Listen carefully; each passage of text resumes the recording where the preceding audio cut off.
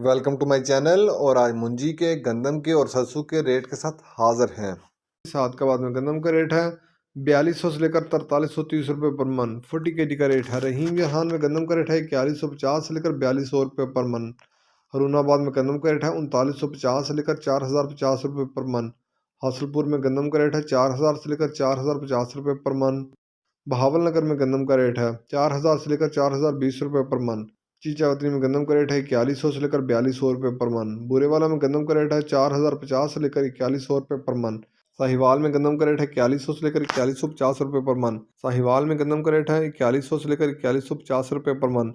टोबर taxi में गंदम का रेट है 4000 से लेकर 4050 रुपये पर मन। धान सुपर कायनात 1121 आज का रेट 5800 से लेकर 6200 रुपये पर मन। 40 kg का रेट है।